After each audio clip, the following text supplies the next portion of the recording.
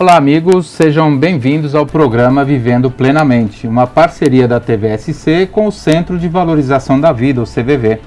Meu nome é Carlos Correia e também sou um voluntário desta instituição que presta apoio emocional gratuito desde 1962. O nosso tema de hoje é a saúde emocional na sala de aula. A consolidação da educação como direito de todos aumentou o acesso às escolas e modificou a sala de aula, ampliando a heterogeneidade e desafiando os modelos pedagógicos existentes anteriormente. Os professores enfrentam o desafio de lidar com as diferenças em salas de aula e precisam adequar a sua prática docente, levando em conta o fator emocional presente. E para conversar conosco e compreender melhor esse assunto, convidamos a professora Miriam Brito Guimarães.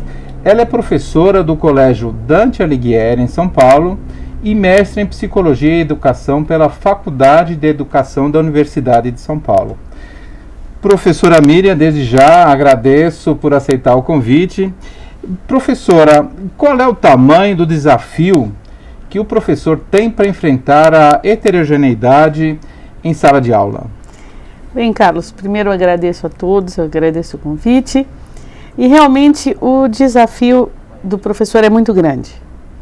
Porque, como você mesmo colocou, essa questão da ampliação da escola, recebendo todos os alunos dentro de sala, com uma variedade enorme de necessidades, de diferenças de religião, diferenças sociais, todas essas questões dentro de sala de aula, junto com um ambiente que hoje, se tem um alto nível de participação, os alunos querem falar, as interações de sala de aula são múltiplas.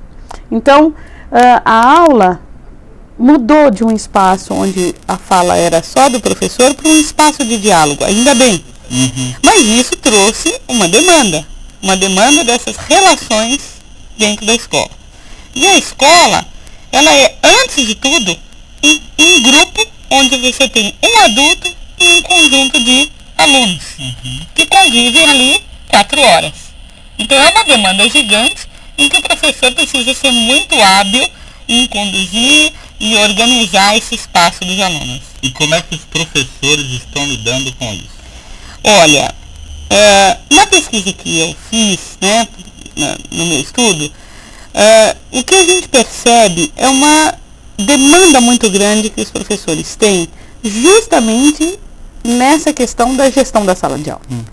Como é que eu posso construir um espaço de sala de aula que seja favorável para a aprendizagem, não só na questão acadêmica, porque nessa questão o professor foi preparado, mas na questão emocional, na questão de lidar com os conflitos, com as colocações dos alunos, isso é muito mais complicado. E na sua pesquisa você percebeu uma variedade de sentimentos presentes no professor. Como foi isso? Sem dúvida.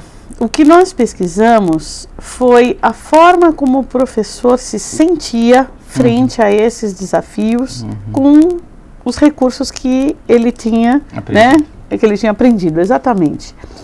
A gente observou a presença de muitos sentimentos de impacto negativo neles. Muitos professores se dizem frustrados.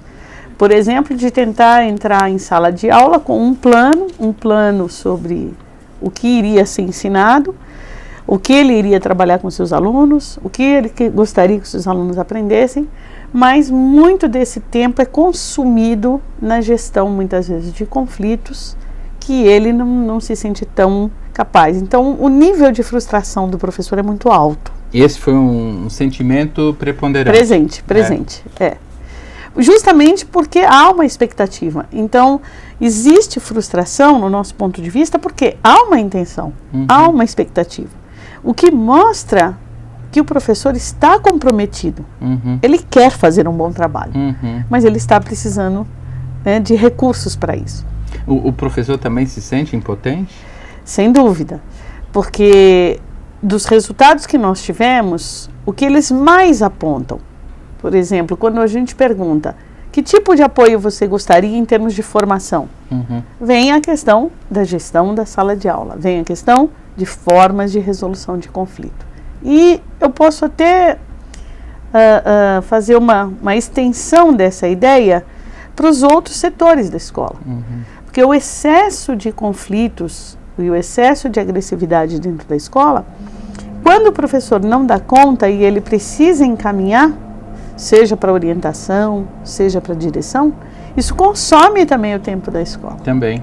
Então, veja, uma escola que tem, né, uma expectativa de desempenho, de aprendizagem, de resultados. Um conteúdo a passar, metas. Conteúdo, um planejamento, acaba ficando muito comprometida com essa questão de quantos conflitos a gente passa, né, no dia a dia. A gente até coloca a ideia do apagar incêndio, a gente passa o dia apagando incêndio.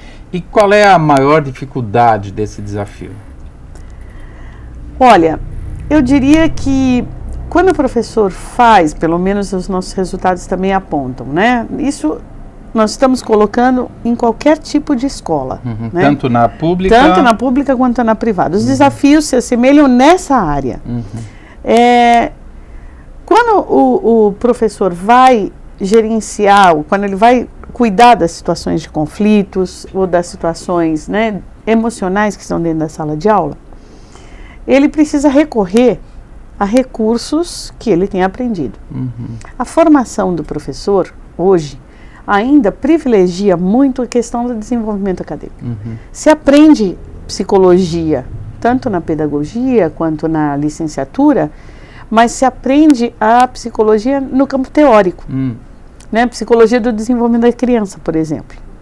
Então, a questão é, ok, ele tem o teórico, mas ele precisa de instrumentos de dia a dia para manejo desse grupo, sem que isso se reflita para ele numa carga. E quais seriam esses instrumentos? Vou dar alguns exemplos. Alguns professores têm já esse tipo de ferramentas, né, como prática docente, e isso acaba se revertendo em algo muito positivo na sala. Por exemplo, professores que têm mais facilidade de fazer uma escuta do seu aluno. Uma escuta que seja acolhedora, onde o aluno tem oportunidade de colocar o que pensa, como se sente, as suas vontades, os seus desejos, como forma de diálogo. Ambientes onde este tipo de diálogo diálogo verdadeiro. Exatamente.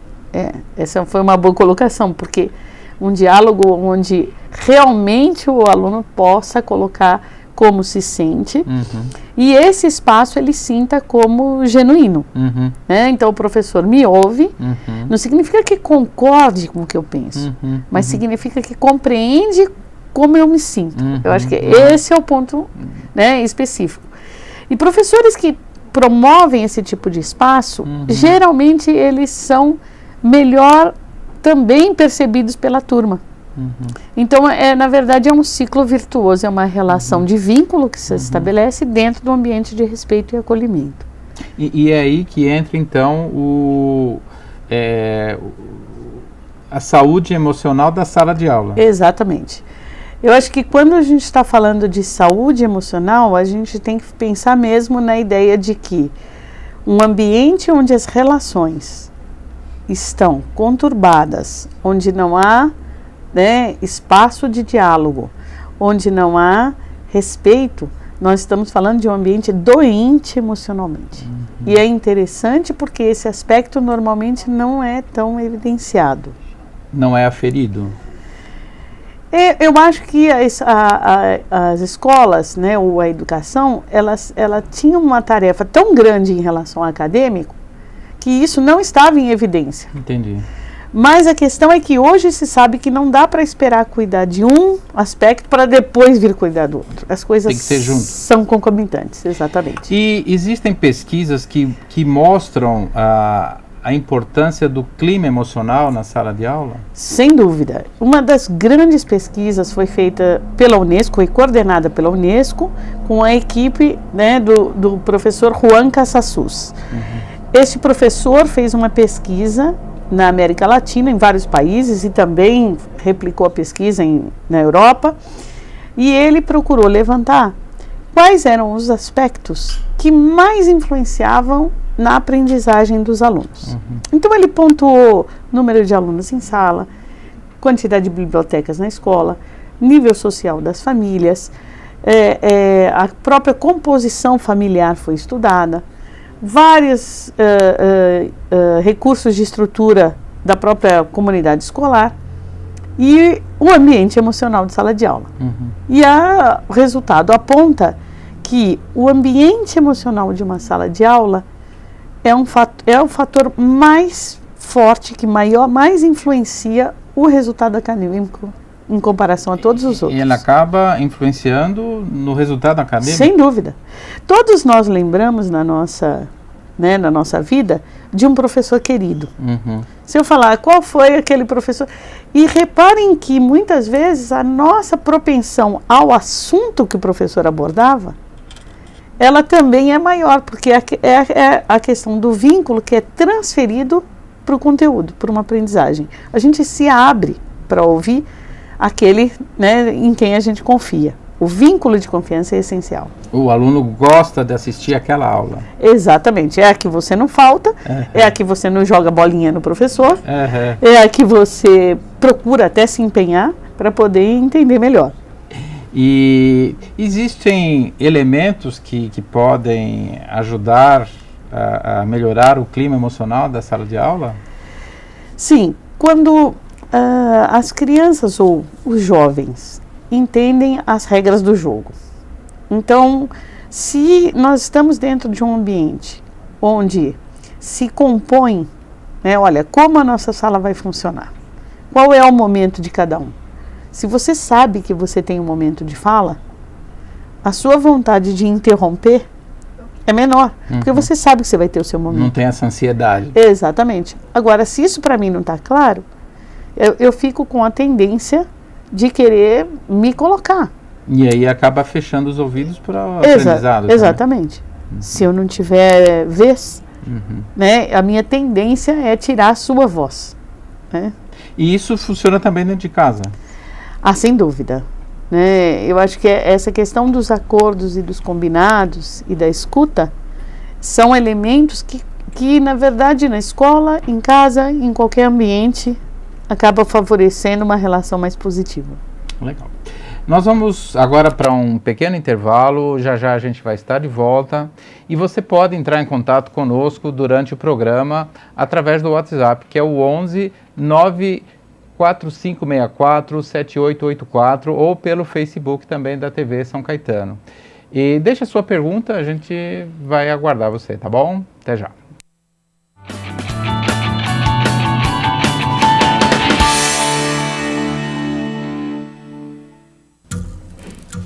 As formas de comunicação mudaram, porém a necessidade das pessoas serem ouvidas continua igual.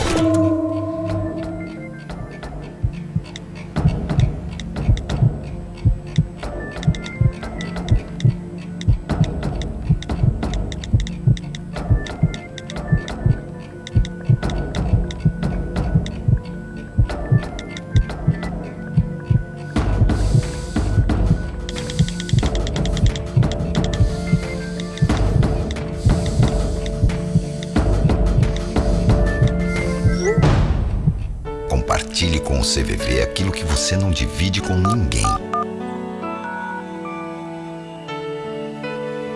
Valorizar a vida, é isso que o CVV faz. Ligue 141 ou acesse cvv.org.br e receba apoio emocional.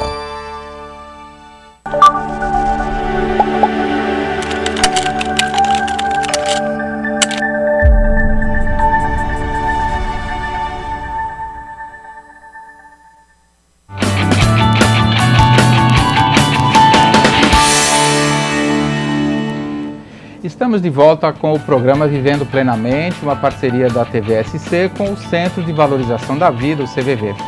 E a cada semana abordando temas relacionados às nossas emoções com a presença de convidados especiais. No programa de hoje estamos conversando sobre a saúde emocional na sala de aula com a professora Miriam Brito Guimarães do Colégio Dante Alighieri, de São Paulo, e mestre em Psicologia e Educação. E, professora, às vezes a gente ouve, né, que tirar nota é o que sai no boletim, que é importante, que é aferido nos vestibulares. Como é que fica esse conflito, então?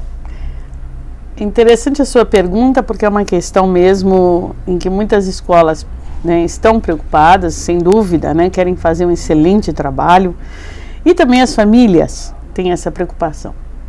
A questão, Carlos, é que se você perguntar para uma família o que ela deseja para os filhos dela, né, a primeira resposta não vem que tire notas altas, a primeira resposta é que eles sejam felizes. Uhum. As famílias querem que seus filhos vão para suas escolas e gostem de estar na escola. Uhum. E a escola também quer isso. Então, o que as escolas hoje, né, estão olhando é que as notas são importantes, o resultado é importante e tudo que puder contribuir para isso é significativo dentro da escola. Então, várias escolas já estão, né, seguindo nesse caminho de olhar essa educação que na escola a gente pode chamar de socioemocional como um dos componentes de aprendizagem importantíssimo na vida escolar de um aluno, de uma criança. Mas isso se dá na capacitação dos professores para transmitirem as suas matérias, ou é alguma matéria em especial que aborda o tema? Excelente ponto de vista, porque eu acho que a gente precisa aqui separar as duas coisas, né? Existe a preparação dos professores para a gestão desse ambiente na sala de aula, que é importante, independente do conteúdo, da disciplina que eu trabalhe, mas existe uma outra vertente que é você também ensinar hábitos de saúde emocional para as crianças, para os alunos. Quer dizer, a escola ensina a criança a escovar os dentes. Uhum. A família ensina, a escola também ensina. Leva a escola para a escola. Exatamente. A escola também ensina hábitos de higiene, a escola ensina hábitos de boa nutrição. Então, há um cuidado, a escola tem aulas de educação física para cuidar dessa saúde física. Uhum.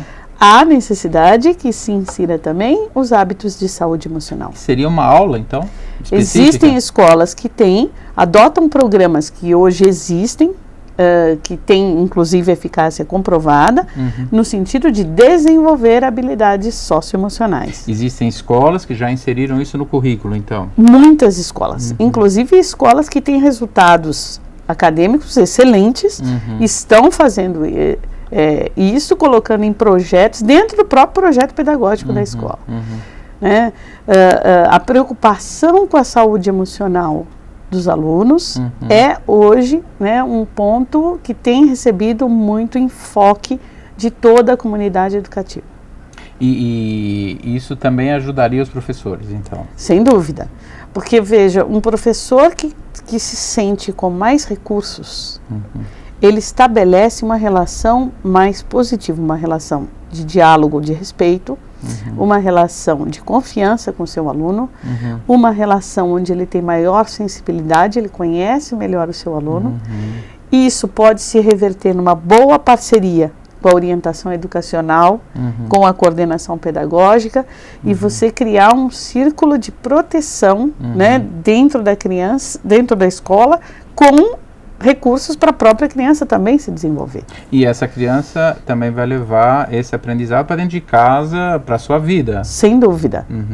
Na verdade, a gente está falando agora da formação de um indivíduo, uma formação integral, uma formação que oferece recursos acadêmicos. Eu vou, né, prestar um exame em que eu vou precisar de um conteúdo acadêmico, que a escola já oferece, né, e um outro conteúdo que é o conteúdo socioemocional, e que vai ser desafiador nessa articulação com o meu acadêmico. Eu vou prestar exames, eu vou prestar concursos, eu vou prestar entrevistas, onde eu vou precisar articular tudo que eu conheço de informação, junto a um equilíbrio emocional que hoje eu também preciso demonstrar. Para trabalhar em equipe, trabalhar em grupo. Trabalhar em grupo, o autocontrole, a capacidade de lidar com desafios, né, a questão da persistência frente a uma situação muito difícil, a questão da autonomia frente a uma tarefa que hoje a gente tem, né, a questão dos contextos, que eles são sempre novos, eu preciso ter iniciativa e eu preciso ter autonomia.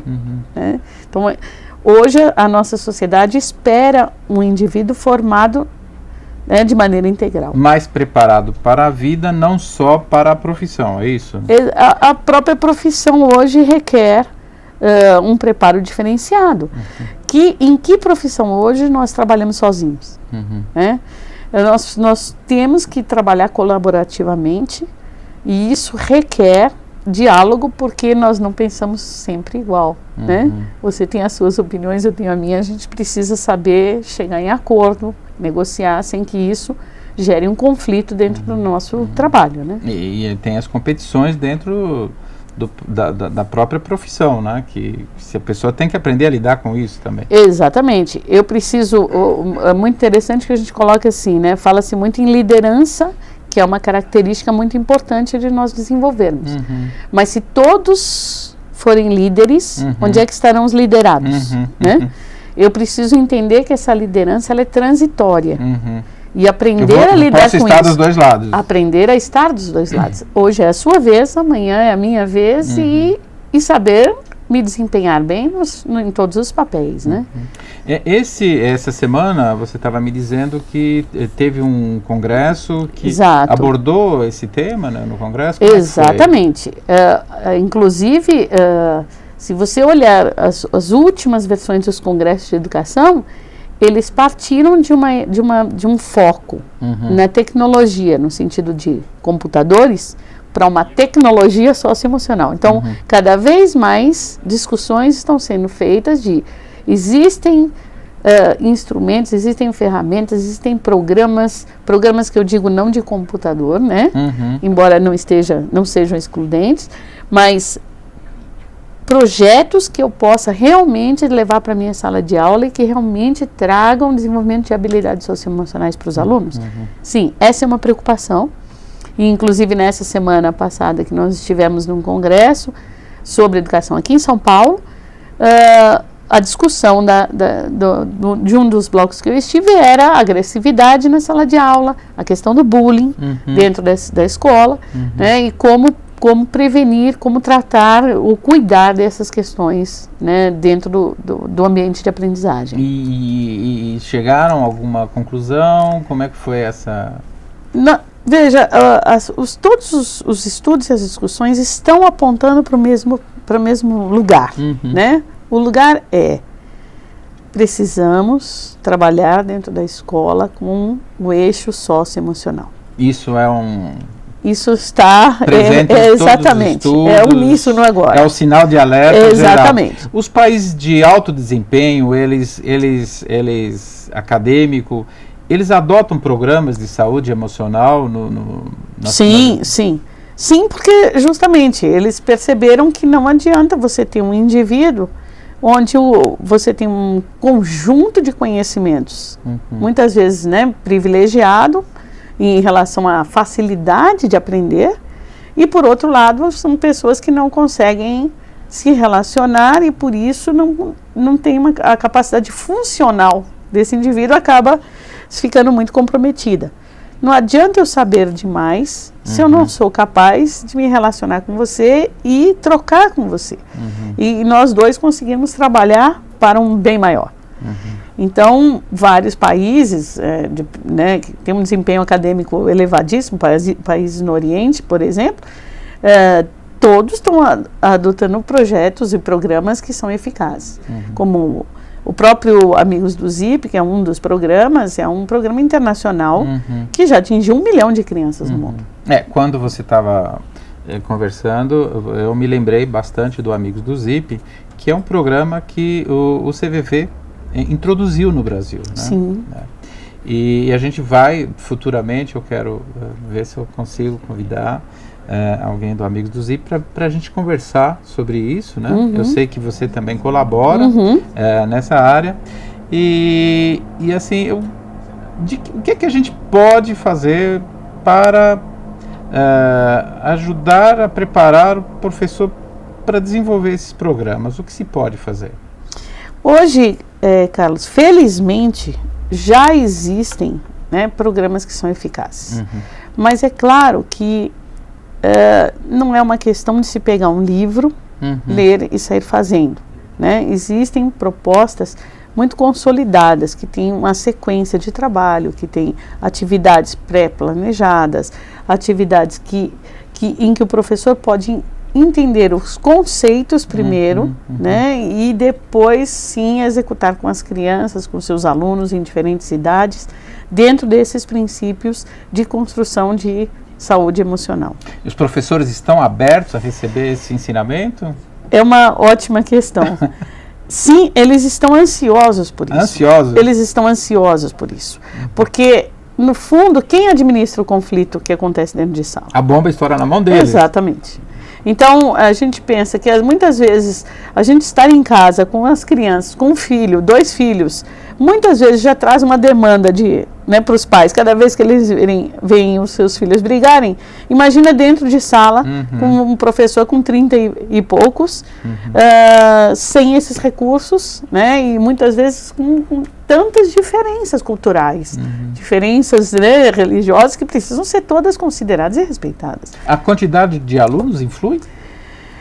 Olha, as pesquisas indicam que existe um número, claro, né, ideal que você pode trabalhar em sala de aula e que favorece as relações e etc. Mas o impacto mesmo está nas ferramentas que o professor usa, não está tanto no número de alunos. As pesquisas, exatamente. É claro que se eu estou falando com salas, né, gigantes, isso já é complicado.